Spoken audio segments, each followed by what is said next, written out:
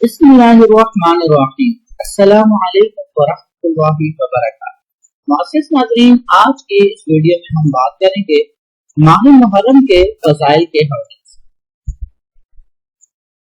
اسی طرح کی اسلامی ویڈیوز دیکھنے کے لیے اس چینل کو سبسکرائب کریں۔ آقا علیہ الصلوۃ والسلام کا فرمان ہے، حضرت سیدنا عبداللہ ابن عباس رضی اللہ تعالی عنہما سے روایت ہے کہ نبی کریم صلی اللہ تعالی علیہ وآلہ وسلم نے عاشورہ کے دن اس کے خود بھی روزہ رکھا اور اس کے رکھنے کا حکم بھی ارشاد فرمایا ہے۔ بخاری شریف کی یہ روایت۔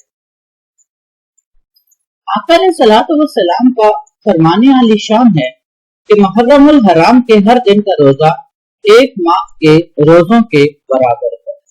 موجم کبیر کی یہ روایت۔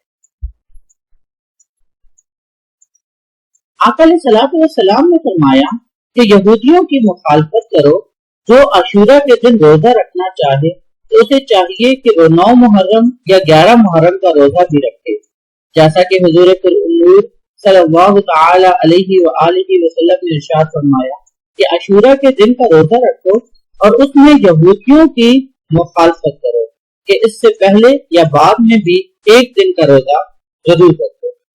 مسند امام احمد کی یہ حدیث۔ آپ سے درخواست ہے کہ اسی طرح کی اسلامک ویڈیوز دیکھنے کے لیے اس چینل کو سبسکرائب کریں۔ السلام علیکم ورحمۃ اللہ۔